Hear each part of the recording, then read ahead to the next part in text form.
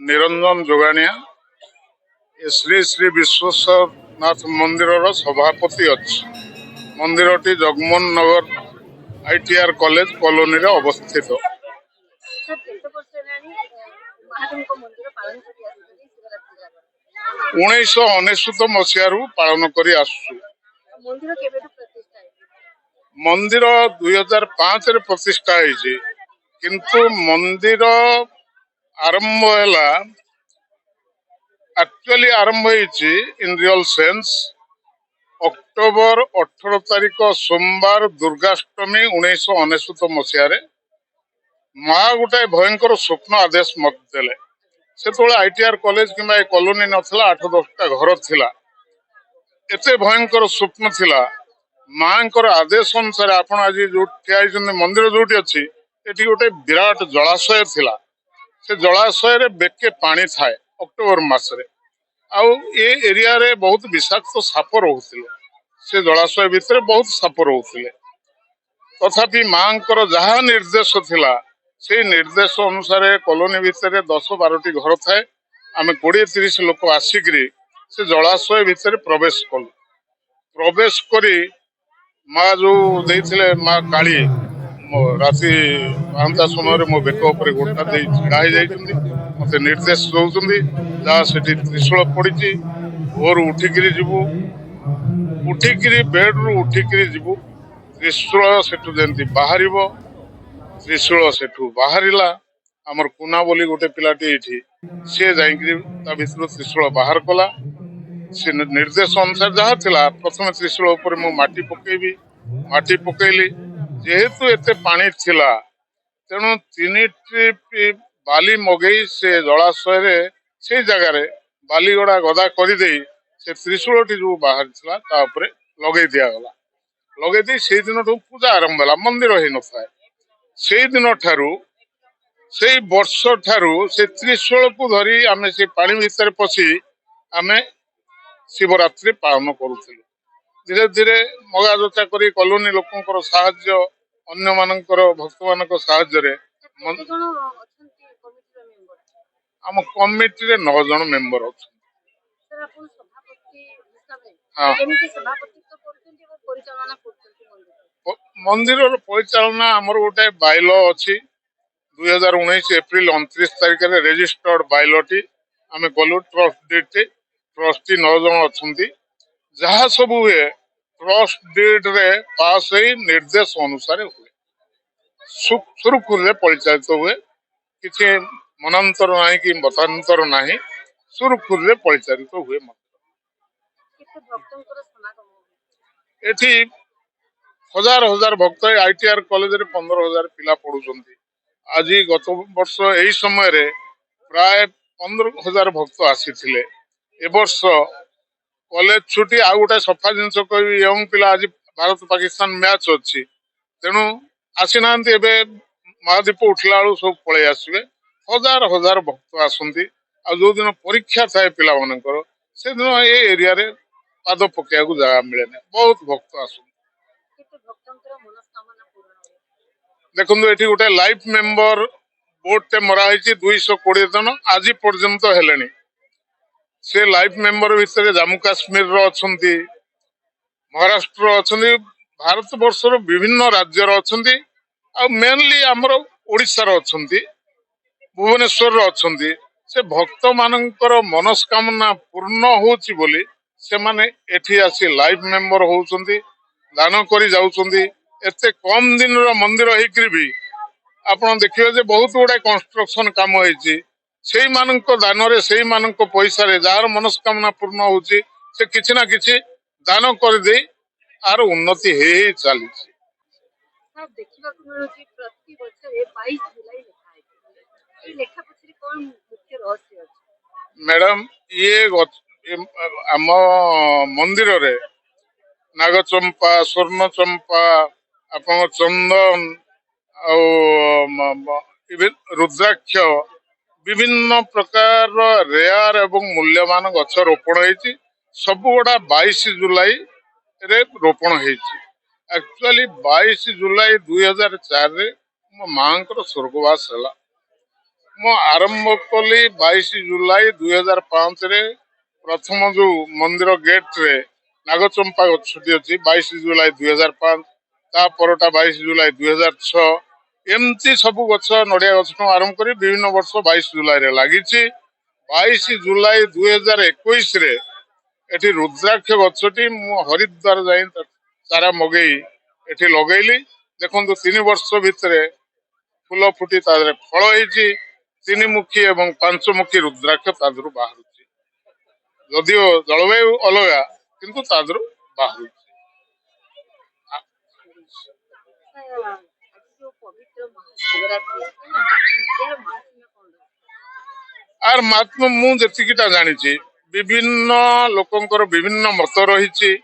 କିଏ କହୁଛନ୍ତି ଆଜି ଶିବ ପାର୍ବତୀ ବିବାହ ହେଇଥିଲା, ଆଉ କିଏ କହୁଛି ଶିବ ଯୋଉ ବିଷପାନ କରିଥିଲେ, ହଳାହଳ ଯୋଉ ଅ, ବିଷପାନ କରି ସେ ଅଚେତ ହେଇଯାଇଥିଲେ, ସାରା ପୃଥିବୀ ସାରା ବିଶ୍ୱ ନିସ୍ତବ୍ଧ ହେଇଗଲା। ଯେ ଦେବଦେବ ମହାଦେବଙ୍କର କିଛି ହେଇଗଲେ ସୃଷ୍ଟି ରହିବ କେମିତି?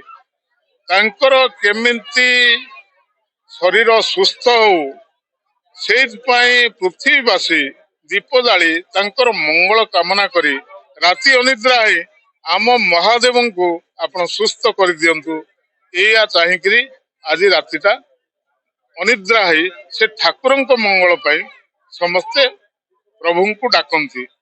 ଆଉ ଶୀତଳ ଷଷ୍ଠୀରେ ତ ଆମର ଶିବ ପାର୍ବତୀଙ୍କ ବିବାହର ହୁଏ ଉତ୍କଳୀୟ ପରମ୍ପରା ଅନୁସାରେ। ମୋ ମତରେ ଯୋଉ ଶିବଙ୍କର ଦେହ ସୁସ୍ଥ ହେବା ପାଇଁ ଯୋଉ ହଳାହଳ ବିଷ ପାନ କରିଥିଲେ, ସେଇଥିପାଇଁ ଆଜି ରାତିଟା ଅନିଦ୍ରା ହେଇ ପୃଥିବୀବାସୀ ମହାଦେବଙ୍କୁ ପ୍ରାର୍ଥନା କରନ୍ତି। ଏଇ ଭକ୍ତମାନଙ୍କୁ ଏବଂ ଜଗତର କଲ୍ୟାଣ ପାଇଁ ଆପଣ ଭଗବାନଙ୍କ ପାଖରେ କଣ ମନାନ୍ତି? ମୁଁ ତ ସବୁଦିନେ ସେଇ ଜିନିଷ ମନାସି ଅଛି। ଆକ୍ଚୁଆଲି ମୁଁ ପ୍ରକୃତି ମୁଁ ଭକ୍ତ ନୁହେଁ, ମୁଁ ସାଧାରଣ ଗୋଟେ ଏମିତି ମାଛ ମାଂସ ଖାଏ, ଇଏ କରେ ସେ କରେ, ମୁଁ ଜାଣେନି କାହିଁ ଠାକୁର ମତେ ସ୍ୱପ୍ନାଦେଶ ଦେଇକିରି ଏଠି କାହିଁ ବସିଲେ ମୁଁ ସେଇଟା ଜାଣେନି। ଏ ମନ୍ଦିରଟା ସମ୍ପୂର୍ଣ୍ଣ ମନ୍ଦିର। ଏଠି ବାବାଙ୍କର ଯୋଡାଏ ପ୍ରିୟ ଜିନିଷ ହେଲା ବେଲପତ୍ର ଆଉ ଗୋଟେ ହେଲା ରୁଦ୍ରାକ୍ଷ।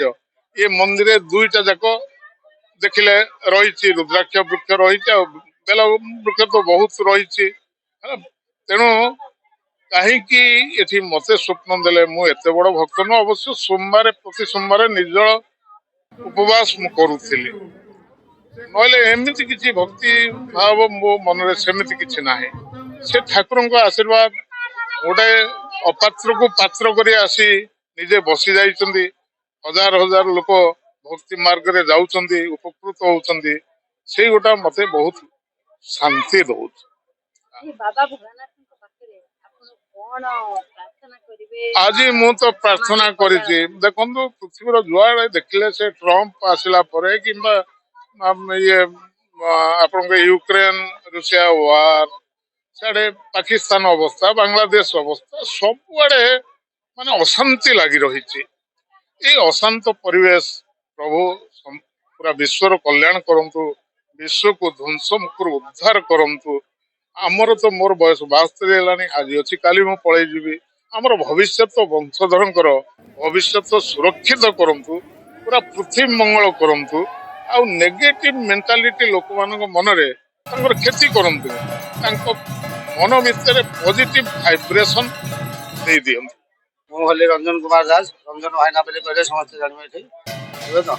ଆଜିକି ମନ୍ଦିର ପ୍ରତିଷ୍ଠା ଏଇଟା ହେଉଛି ଜଗମୋହନ ନଗର ଆଇଟିଆର ବିଶ୍ୱେଶ୍ୱର ମହାଦେବ ଟେମ୍ପଲ।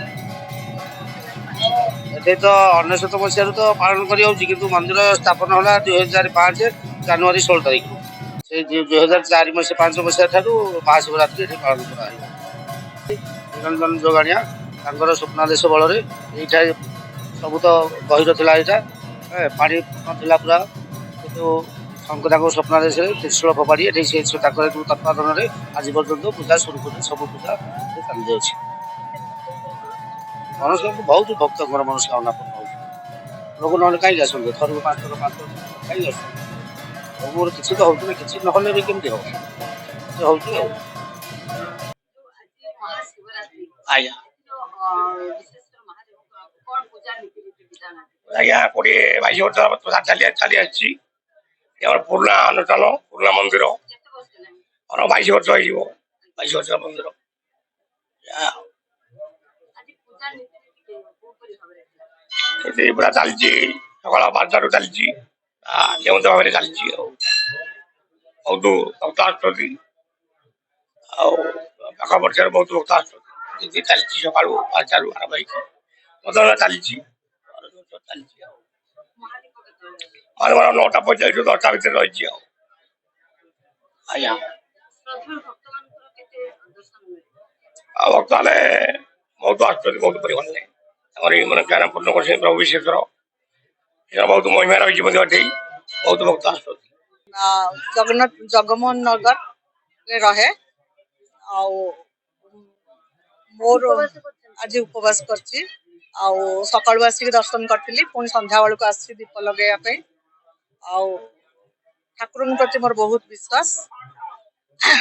ଆଜି ପବିତ୍ର ଶିବରାତ୍ରିରେ ମାନେ ଭଗବାନ ଶିବ ପୃଥିବୀକୁ ଆସିଥିଲେ ଅନ୍ଧକାରକୁ ଆଲୋକିତ କରିବା ପାଇଁ ପାପ ନାଶନ କରିବା ପାଇଁ ସେଥିପାଇଁ ସମସ୍ତେ ଆଜି ଦୀପ ଲଗାନ୍ତି ଆଉ ମୁଁ ବି ସମସ୍ତଙ୍କୁ ମୋର ମାନେ କହୁଛି ଯେ ସମସ୍ତେ ସେମିତି ପାପ ପାଇଁ ବିନାଶନ ପାଇଁ ସମସ୍ତେ କରନ୍ତୁ ଭଗବାନଙ୍କ ପାଖରେ ପ୍ରାର୍ଥନା କରନ୍ତୁ ଆଉ ଭଗବାନଙ୍କ ପ୍ରତି ବିଶ୍ୱାସ ରଖନ୍ତୁ ଏଇଟା ମୋର କାମନା। ମୋ ନାଁ ଶ୍ରୀକତା ଆଉ ମୁଁ ଏଇ ଜଗମୋହନ ନଗରରେ ରହୁଛୁ। ଆପଣ ଆଜି ଯୋଉ ଶିବରାତ୍ରି ଉପବାସ ରହିଥିଲେ ଆଜ୍ଞା କେତେ ବର୍ଷ ପାଳନ କଲେ? 10 ବର୍ଷ ହବ କଲିଣି। କିଛି ପ୍ରଭୁଙ୍କର କିଛି ଅନୁଭୂତି ଆପଣଙ୍କ ପାଖରେ ଅଛି? ଅନୁଭୂତି ତ ନାହିଁ କିନ୍ତୁ ମନରେ ଗୋଟେ ଶାନ୍ତି ଆସେ ଆଉ ଭଲ ଲାଗେ। ଶିବରାତ୍ରିର ମହାତ୍ମା ହେଲା ଯେ ଆମର ଭଗବାନ ଶିବ ଯୋଉ ବାହାଳ ପାଳନ କରିଥିଲେ ତାଙ୍କର ତାଙ୍କୁ ଶାନ୍ତ କରିବା ପାଇଁ ସର୍ବ ମାନେ ବ୍ରହ୍ମାଠୁ ଆରମ୍ଭ କରି ସର୍ବ ଦେବାଦେବୀ ତାଙ୍କର କଲ୍ୟାଣ କରିଥିଲେ ଯେ କେମିତି ଜଗତର ମଙ୍ଗଳ ହଉ ଏବଂ ଶିବଙ୍କର ଚେତାଶୀନ ହୋଇଯାଇଥିଲେ ତାଙ୍କୁ ଚେତାଶୀନରୁ କେମିତି ଭଲ ନିଜ ଅଚେତା ହେଇକି ରହିବେ ସେଥିପାଇଁ ସମସ୍ତେ ଦୀପ ଜାଳିଥିଲେ।